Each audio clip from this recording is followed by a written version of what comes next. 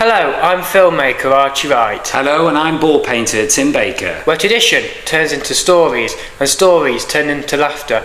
Stay tuned, because this is the Shrovetide Podcast Season 2.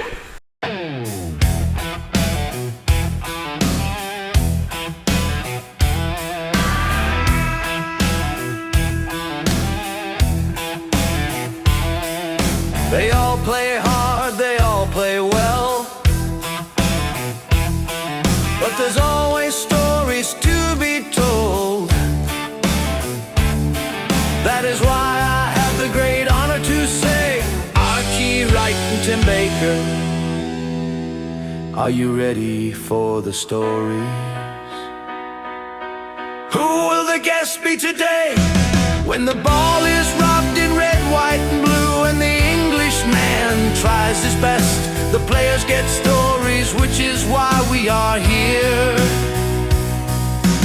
Archie Wright and Tim Baker. Who is the guest today?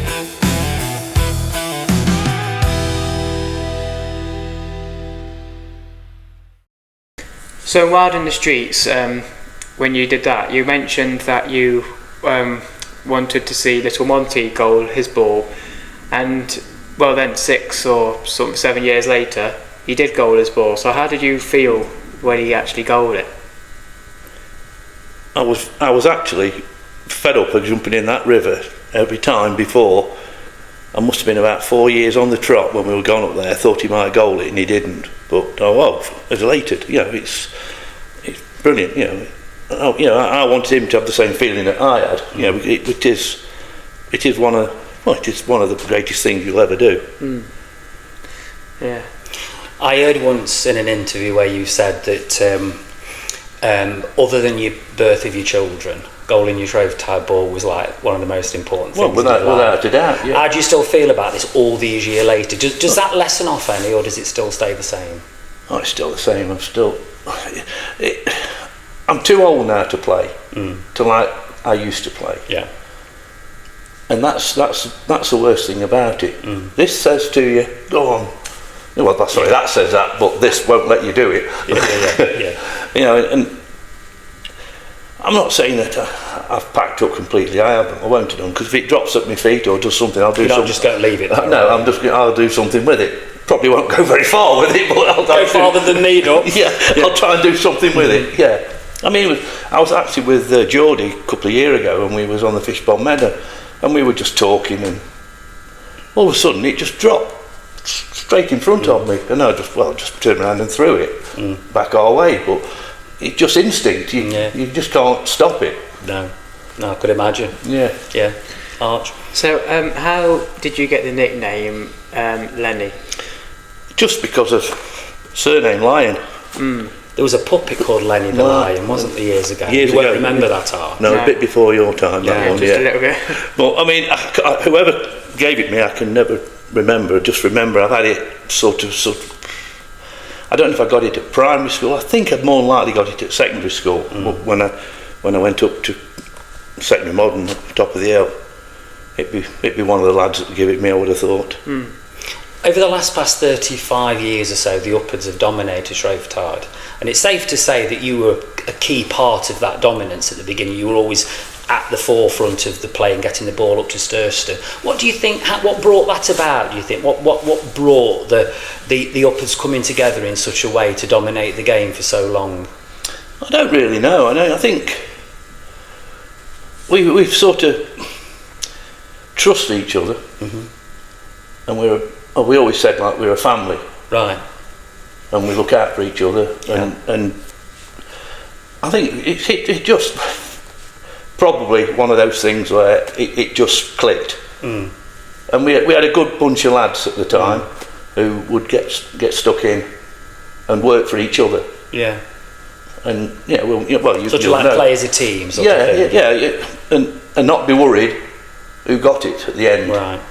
Because he's saying, well, he's got it, he's ticked off, I'm going farther up the list. Right, get you. Yeah. And we did get a few balls which got people up the list, didn't it? Of course it did, yeah, absolutely. Yeah. But other than that, I mean, Paddy asked me one day, I think the Legion one, after we'd scored, and he says, what's the difference between you and us? I says, I don't know, Paddy.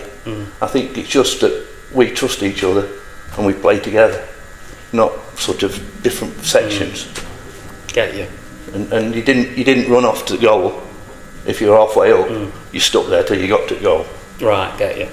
Yeah, but I was very lucky, I think, in the year I played in.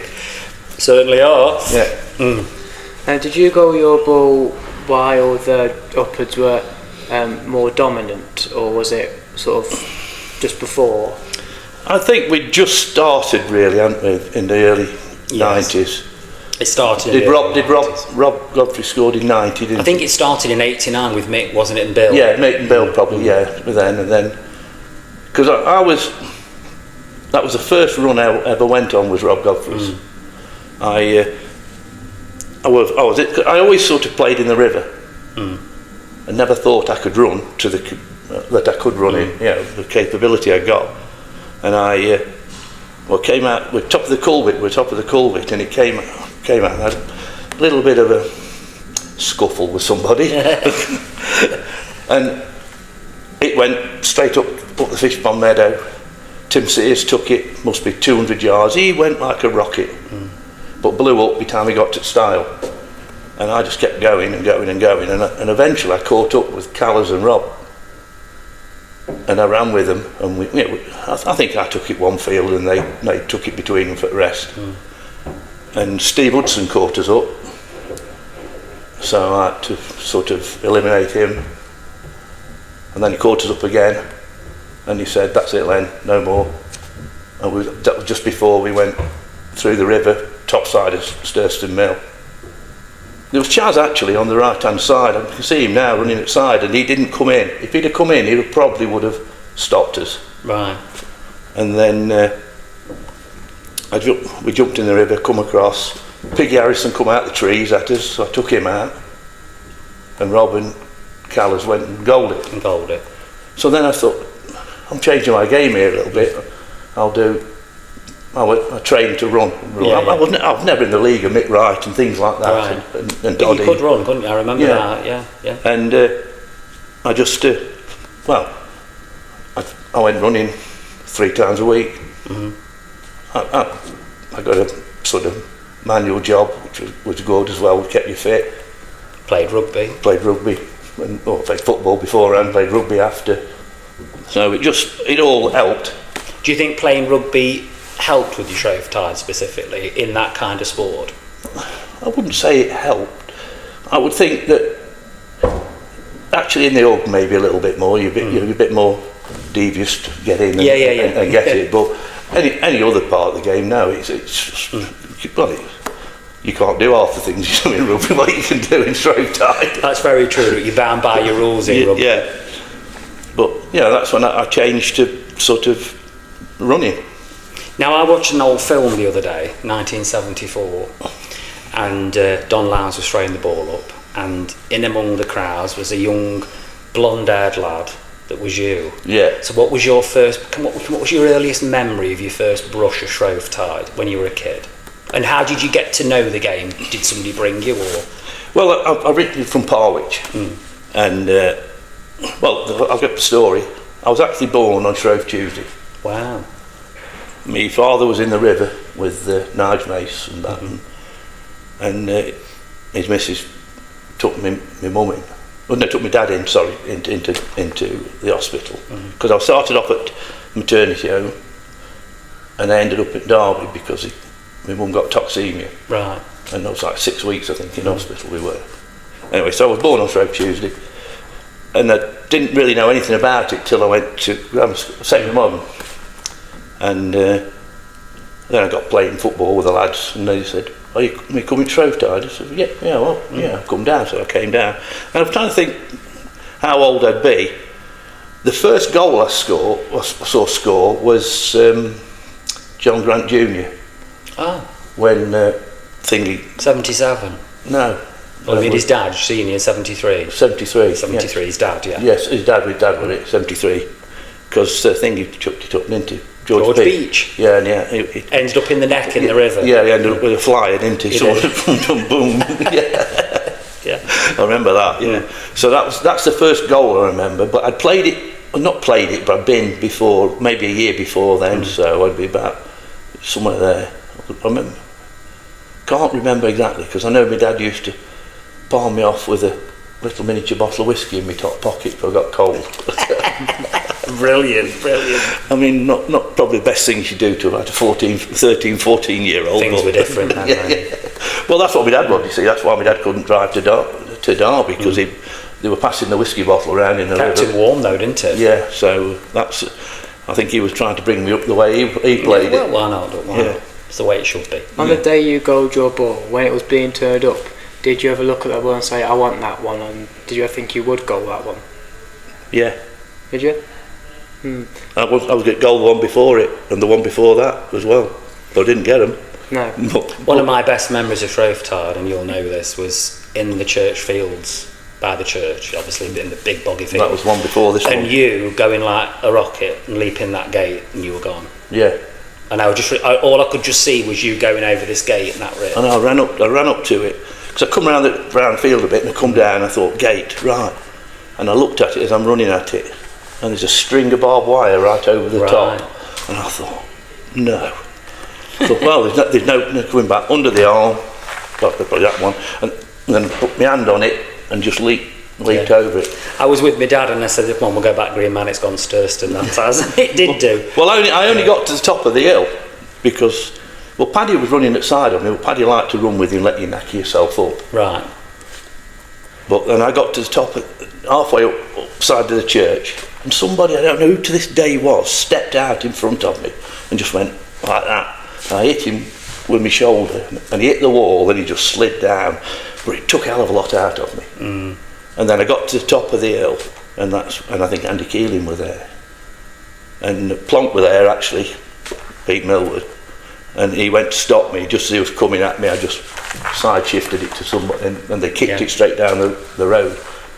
And then I got there, and it was Ernie's ball. That was. And the time I got there, they just said that Ernie was goaling it, and the time I got there, and it was a post in the middle of the bridge. Yeah. And he couldn't reach. I even lifted him up.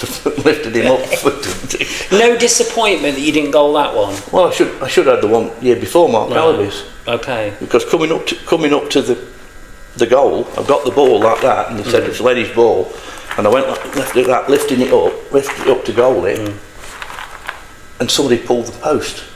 Remember that? It was going like this. Yeah, I went straight past it. And time we rattled it back again. I lost it then, and then Mark goaled it. Because that was one of those years, wasn't it, where it went up to Sturston field by field, didn't it? It wasn't running anyway. It went all the way up in the fields, didn't it? Yeah. All the way up. It was a good goal. Yeah, I remember that. Ernie's that was run up, you see, weren't it? Ernie's was run up.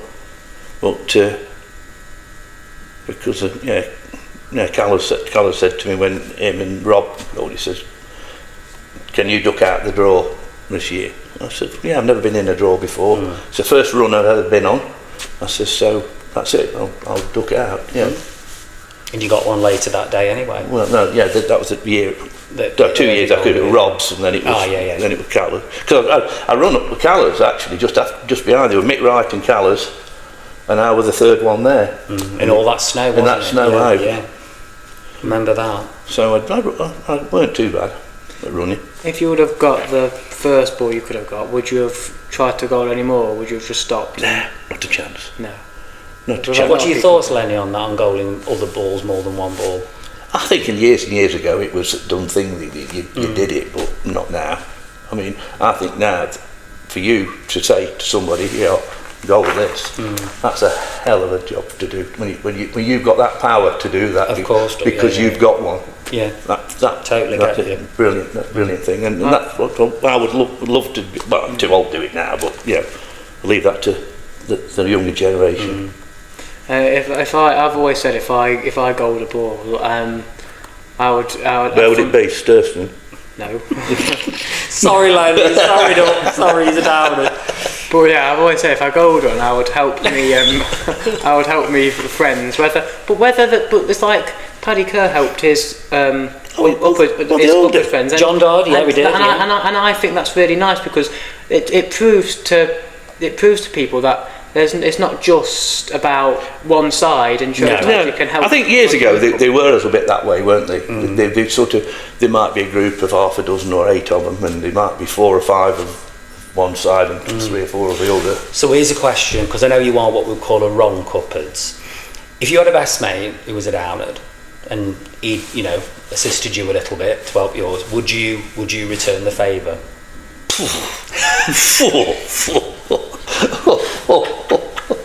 How could I admit to that?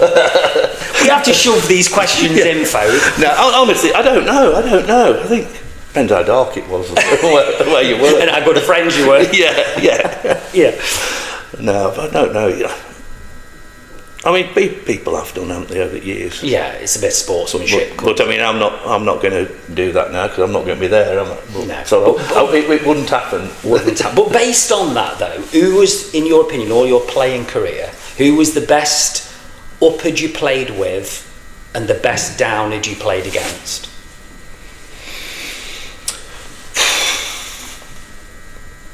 Yeah, well, you've got 2 categories, haven't you? You've got runners and you've got the old players. I mean, I just went for I can't not say Mick Wright for us. Everybody said Mick Wright. Yeah, I mean, because that was our era. I mean, Gordon Creswell was just coming to the end. Yeah. It is.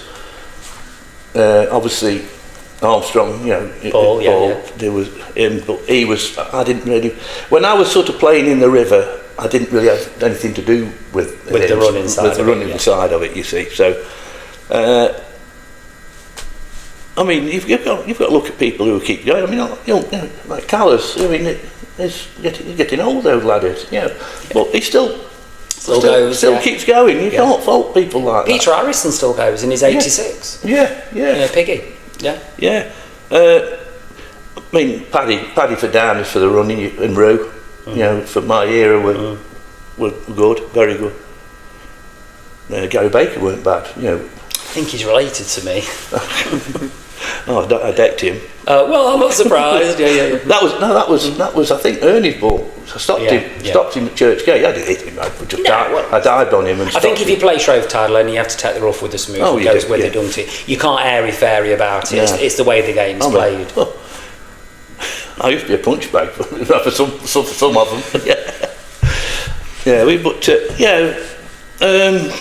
mean, Darren for the for his commitment. Very strong player. You can't. We've had some good legends. Tomo. Yeah. Was a good player. I mean, we always used to have a bit of a tussle in River. But that was part of it. You're not going to. Oh, you have it. If you're offering it. You're not. If you're not prepared to fight for it, you're not going to get one. No, that's right. And I mean, for our side, I mean, we've got quite a few brothers, haven't we? Really, that have played. I mean, you've got the Ellerbys. Yes. The Ferns. Yeah. Maskells. Yeah. Well, Wrights. Yeah. I mean, they're a strong player. Yeah. Steve, yeah. Steve was a strong player. Nice bloke too. Yeah. There's some good lads. I mean, Lehmans. Yeah, Lehmans. Wayne and Andrew. Yeah, Lehmans. Yeah, we've got. And Stuart. 3 of them there. Yeah, 3. Yeah. But I can't fault the lads. They've stuck well over the years. They stuck it well, and I think that's what got us where we were. Absolutely. Can you tell me and Tim any funny stories about your Shrovetide playing era? Ooh, well, the first one would be seeing George Peach pushed in the river, which was a cracker. When his hat were floating up on the top. Which was a cracker. But actually playing, I can't remember what year it was. Called it Downard's Last Stand. Can you remember it? Yeah, somebody put a sign in the field. Well, it was a thing. They made them like a cardboard mill. I remember seeing it when I was looking at it as the road passed. Yeah, we were getting pushed down the river, and we got down to, well, it would have been like Carnation Way, sort of about there, and there was about 30 of us, and all got together. Right, we're going in. What? Yeah. No mucking about. We're not walking in. We're jumping in on that corner there where it's deep. Boom, straight in, and the whole lot, all of us jumped in, and it was just like a volcano going off. Wow! And we just took it off them, and it were gone. And that's when I don't know who built it. I've got the not horrible feeling, but the sneaky feeling it was something to do with Mick Wright. Really? And it was. I know it was put up probably. It was funny. It was put up on probably Thursday Friday or something like that. And someone told me that neighbour went and knocked it down. Right. Okay. But I went back down there Saturday morning when I was going to work for 6 o'clock. I went down about 5:30 and I rebuilt it back up again best I could. So it was up for Saturday when people were going. I saw it. I saw it there. Yeah. But that was a good one, really. Just for one person, I always remember when it was shown around the back of the hospital. Was it Chris Heathcote when he broke with ball and then he tripped up over a tree stump and he went flying? Really? Yeah. Something like that can leg you up though, can't it? Yeah, stop what you're doing. He just got up to full speed like and then bang. Have you had any classic gaffes yourself like that where you've legged yourself up or fell in the river when you probably didn't mean to? Well, you forget things like that because it happens quite regularly. You'll jump to the bank and you don't end up getting to the bank. And it's dark up them fields going up to Stairs, there's no lights, is there? And you don't hit the bank and you slide back in. But it's part of it. If you're not prepared to do that, then you're not going to get one of these. No, but you've got to take the rough with the smooth. Yeah. March, have you got one? Can't think for you. Well, I'll ask you on the last one. We'll ask you then is this is a good thoughtful one before you tell us about your ball. What do you think has changed the most in Shrovetide today to when you were playing it, and then what's changed from when you were playing it from when you were watching it as a young lad? What do you think are some of the changes that you've seen over the years? I would think, obviously there's more playing now, and obviously that is, but I can't say there's any more passion because it was as passionate as it would be years and years ago. But I would think. I don't really know. I think the numbers. The numbers is there's a hell of a lot there, isn't there? Yeah. Bigger ups. Do you think? Oh well, yeah. Well, that comes. But that goes with the numbers. Numbers, doesn't it? Yeah. It's tighter. I mean, but then I'm getting older, and I can't get in that hug now. It kills me. Simon Halliby said the same thing. Yeah. You know, it crushes you. But I would have done 20 years ago. Sort of, I would have done. Yeah. But can't do it now. So, Lenny, tell us a little bit about this lovely ball in front of you. Who threw it up and what the artwork and everything is on it? Well, Dinky Shepherd turned it up. Yeah. In obviously 1993, 24th of February. Obviously got the lion on the front, which is my surname. Yeah. Got the rugby club on the back. I played rugby at the time. I was. That's Dinky there, and then there's just the crown, the wobbly jack. The wobbly jack. And then I think I was the first one that had the time put on it. Right. Because Stuart Avery painted it, and when I asked him what I want, he says, "Oh, I've not done that before." No, it's quite a novel thing, isn't it? It's common now. Yeah. Look over at Steve Wright, says he's got the time on. Yeah, everybody's got them on now. Because if I look at a ball hanging up somewhere, I look for information: who scored it, when he scored it, where he scored it, and what time. Yeah. And things like that. You can't really put a lot more on. No. Where do you have your ball throughout the year? Do you have it at your house or do you have it in a pub? A house. House. Yeah, it only goes out for about a week, then it comes home. Is that at Shrovetide? Yeah. It don't go nowhere. It stops at my house. Getting a bit battered. Couple of. Mind you, these war marks add to it, don't they? That was when that was when it dropped off the up. The up come out the ceiling. Worst thing can happen to a ball. Yeah, and I was upstairs at the time, and it hit the table, and bang! I thought, no, I know what that is. You wouldn't believe. But not to worry. Yeah. Then you've got all these people who watch the podcast looking at you now. What message would you give to all those people watching from you to the Shrovetiding community? play it fair, play it hard, don't cause any unnecessary damage, because it will stop it. I mean, we're getting, these houses are going up nowadays. It's cutting the playing field down. Possibly 1,000 more as we speak. Yeah, it's cutting the playing field down, and it will get stopped if we cause too much damage. I'm not against people going through somebody's garden, because you've got one split second. Yeah. And it's rather, you either get away or you don't. And it's a matter of somebody just grabbing you or just missing you. Yeah. And that's a game, and you can't take too much off the game. I scored at mine.